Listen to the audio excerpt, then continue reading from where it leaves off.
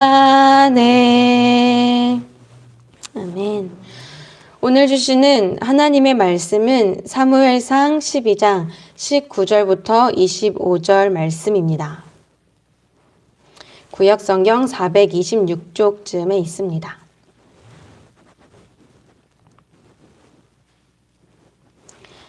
사무엘상 12장 19절부터 25절까지의 말씀, 다 같이 교독하시고 마지막 절은 함께 읽겠습니다.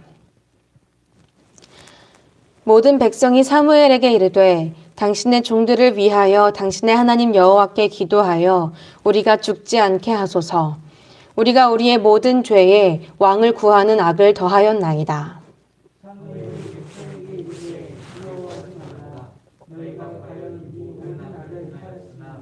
여호와를 따르는 데에서 돌아서지 말고 오직 너희의 마음을 다하여 여호와를 섬기라.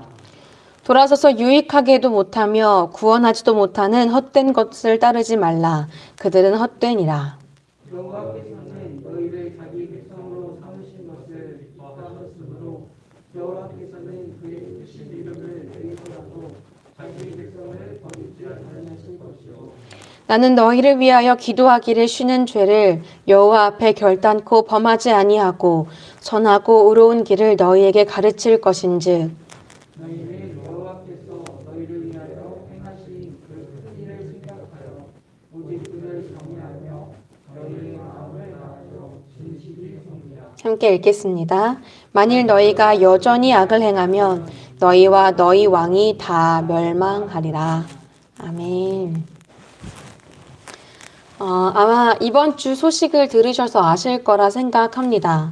제가 다가오는 주일을 마지막으로 고향 땅을 떠났던 아브라함처럼 저 또한 고향을 떠나 새로운 곳으로 발걸음을 옮기게 되었습니다. 그래서 오늘이 이임하기 전 이 정릉교회에서 전하게 되는 마지막 새벽 기도회가 되겠습니다. 물론 조금 후에 수요 예배 때 이임 설교로 또 만나게 되겠지만요. 이미 작년부터 많은 성도님들께서 제가 사역지가 나기를 기다리고 있는 상황이라는 것을 알고 계셨을 겁니다.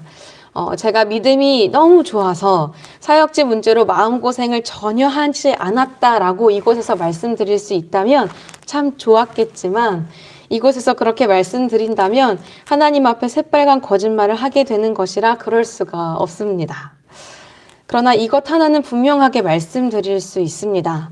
못난 제가 사역지 문제로 마음고생할 때도 그런 저를 위해 그치지 않고 기도해 주신 모든 성도님들의 그 기도 때문에 제가 새 출발을 할 수 있게 되었다고 말이죠.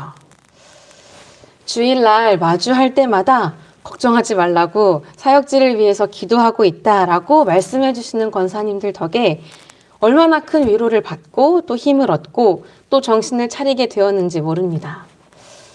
그러면서 이 교회라는 공동체가 감당하고 있는 이 기도라는 사역이 얼마나 소중하고 또 중요한지를 다시 한번 깨닫게 되었습니다.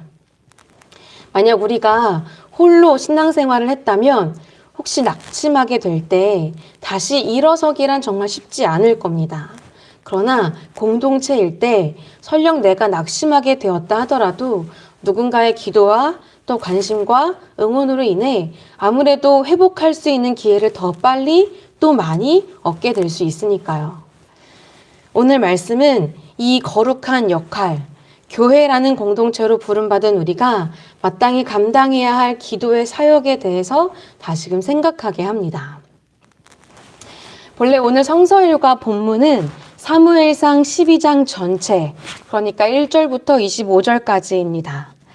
이 시간 우리는 그 중에서도 일부만 읽었는데요.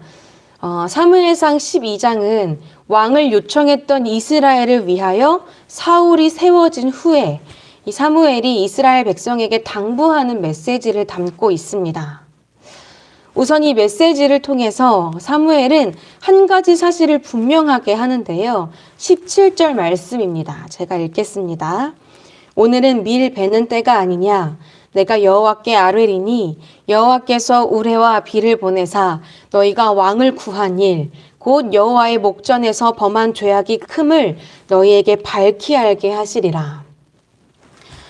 이스라엘이 왕을 구한 사실 자체는 하나님 앞에 큰 범죄라는 겁니다. 하나님께서 이스라엘의 요청대로 왕을 세워주시긴 했지만 이것이 결코 하나님이 원하시는 일은 아니었다라는 것이죠. 사무엘은 이 같은 사실을 우레와 비라는 징조를 통해서 이스라엘 백성들에게 다소 강력하게 전합니다.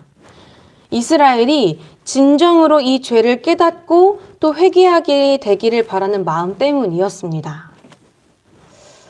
그런데 생각해 보면요, 이런 이야기를 전하는 사무엘의 마음도 편치만은 않았을 것 같습니다. 아니, 기껏 왕을 세워놓고 아쉬운 소리를 하니까 어쩌면 오해를 받을 수도 있기 때문이죠. 사무엘이 사사의 역할을 빼앗겨서 질투하나 보다 하고 말이죠. 하나님이 왕을 세우신 것은 당연히 이스라엘 백성의 의견에 대한 동의라고 생각할 수 있기 때문입니다. 그래서였을까요? 이 12장 앞절을 보면 사무엘이 자신이 얼마나 결백한지, 얼마나 이스라엘을 진실되게 섬겨왔는지를 증언하는 것을 볼 수 있습니다. 이렇게 하면 결국 최종적으로 이스라엘에게 전달할 말이 그들을 향한 진실된 마음 때문임을 믿어달라는 호소였을지도 모르겠습니다.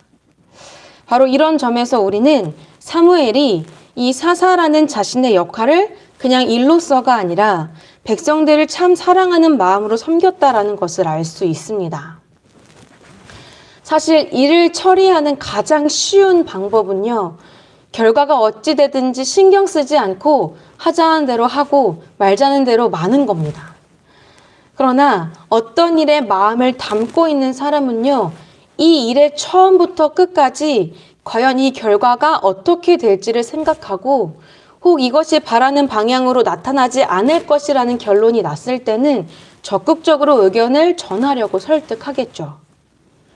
그런데 한 단계 더 나아가서요, 이 일이 하나님의 뜻대로 되기를 바라는 사람은요, 그 일의 처음부터 끝까지 이 일에 대한 하나님의 뜻이 어떠할지, 또 이에 대한 하나님의 뜻을 어떻게 전할 수 있을지 계속해서 기도로 간구하겠죠. 아시다시피 사무엘은 이스라엘에도 왕이 필요하다라는 백성들의 말에 무척 화를 내며 굳고 반대했던 사람입니다. 이것이 하나님 앞에 얼마나 큰 범죄인지를 알았기 때문이죠. 이런 상황에서 만약 사무엘이 자신의 홧김으로 이 일을 처리했다면, 그래, 너희가 선택한 일이니까 너희가 책임져봐 라고 외면했을 수도 있고요. 또는 왕을 세우지 않기 위해서 억지로라도 자신의 아들들이 이 사사의 자리를 잇게끔 만들었을지도 모를 일입니다. 그러나 사무엘은 공동체를 위해서 이 일을 하나님께 간구하는 사람이었습니다. 그리고 그 간구가 이스라엘 백성들로 죄를 깨닫게 하는 기회도 갖게 했던 것이죠. 우리가 하나님을 섬기는 일에 있어서도 사무엘과 같은 마음으로 할 수 있기를 소망합니다. 회의감으로 또는 홧김으로 될 대로 되라 라고 외치고 싶은 순간을 마주하게 되더라도, 혹은 이것이 옳다는 분명한 나의 생각 때문에 이래저래 그 뜻대로 강하게 이끌고 싶은 순간을 마주하게 되더라도 하나님 앞에 그 일을 다 내려놓고 공동체를 위해 진실되게 기도로 간구할 수 있는 사람 말이죠. 그렇게 공동체를 끝까지 진실되게 사랑할 수 있는 사람이 되기를 소망합니다. 이스라엘이 왕을 세운 이후 더 악한 죄에 빠지지 않도록 그들이 요청한 일의 죄가 얼마나 큰지를 깨닫게 하고 또 회개하도록 도운 사무엘은요, 이제 왕정 시대가 시작되었으므로 더 이상 사사의 역할이 필요하지 않게 된 이런 상황에서 이스라엘 백성에게 이런 약속을 합니다. 우리가 너무나 잘 알고 있는 말씀인데요. 23절입니다. 나는 너희를 위하여 기도하기를 쉬는 죄를 여호와 앞에 결단코 범하지 아니하고 선하고 의로운 길을 너희에게 가르칠 것인즉. 비록 사사로의 의무는 끝났지만 이스라엘을 위해 기도하는 일, 하나님께 간구하는 일과 하나님의 뜻을 전하는 일에 있어서는 결코 멈추지 않겠다는 겁니다. 그 이유가요, 22절에 이렇게 나와 있습니다. 여호와께서 자기 백성을 버리지 아니하실 것이요. 하나님께서 이 백성 이스라엘을 버리시지 않으시기에 주님이 그러하신 것처럼 자신도 사사의 자리가 없어진다 할지라도 이스라엘을 향한 마음을 저버릴 수 없다라는 것이죠. 분명 사무엘의 이러한 다짐은요, 이스라엘 백성들의 마음에 큰 영향을 줬을 겁니다. 어떻게 하나님을 섬겨야 하는지, 어떻게 신앙을 지켜야 하는지, 또한 어떤 마음으로 사람들을 섬겨야 하는지 말입니다. 그리고 계속해서 교회를 섬기고 또 신앙의 세대를 세워나가야 할 우리에게도 중요한 가르침을 전해줍니다. 설령 거듭해서 절망적인 세대의 모습을 마주한다 하더라도 이 세대를 위하여 기도하기를 쉬는 죄를 범하지 말라고. 하나님께서 그들을 버리시지 않는 것처럼 우리 또한 포기하지 말라고 말입니다.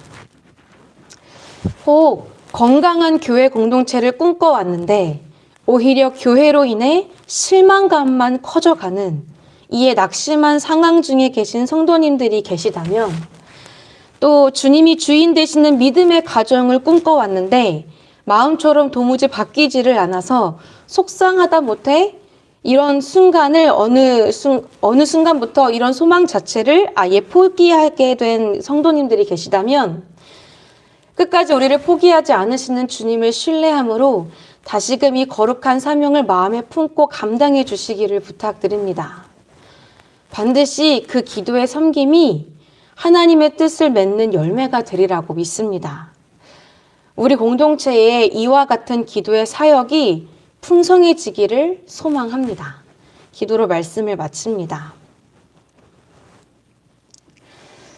하나님, 기도합니다. 우리가 연약하기에, 또 우리가 부족하기에, 우리에게 끈기가 없기에, 우리에게 의심이 많기에 오늘도 기도로 간구합니다. 기도하는 우리에게 주님의 능력을 소망하는 마음 주시고, 또 기도하는 우리에게 가정에 대한 회복을 꿈꾸는 마음을 주시며, 기도하는 우리에게 교회와 나라, 또 민족을 사랑하는 마음을 부어 주시옵소서. 그리하여 하나님의 마음과 뜻으로 우리의 일상을, 또 우리의 가정을, 교회와 나라를 섬기는 우리가 되게 도와주시옵소서. 우리 환우들을 기억하며 기도합니다. 주님, 질병의 고통과 두려움에 그 마음이 절망하지 않도록 지켜주시기를 소망합니다. 생명의 주관자이신 주님께서 그들의 몸과 마음을 평강케 해주시기를 기도합니다. 활력 있는 주님의 말씀으로 이 몸과 마음을 치유해 주시옵소서. 수험생들을 위해 기도합니다. 주님, 사랑하는 학생들이 미래를 벌써부터 두려워하고 불안해하지 않도록 지켜주시옵소서. 결코 성적으로 그들의 삶이나 가치가 결정되는 것이 아님을 깨닫게 도와주시옵소서. 무엇보다 기쁨으로 이 과정을 준비해 나갈 수 있도록 주님 그 마음을 살펴주시고 그 마음에 동행해 주시옵소서. 오늘 이임 설교로 수요 예배를 드리게 됩니다. 헤어짐에 대한 아쉬운 마음들이 앞으로에 대한 기대와 또 기쁨이 되는 시간이 되게 도와주시옵소서. 온전히 하나님께서 행하시는 일들이 찬양받는 시간이 되게 하옵소서. 무엇보다 예배를 통해 우리 안에 식어졌던 또는 잃었던 신앙이 회복되며 새로운 시작을 결단하는 시간이 될 수 있게 도와주시옵소서. 예수 그리스도의 이름으로 기도드립니다.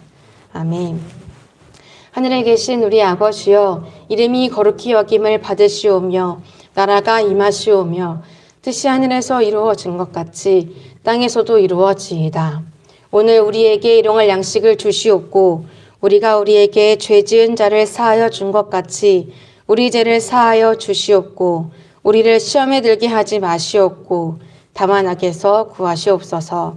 나라와 권세와 영광이 아버지께 영원히 있사옵나이다. 아멘.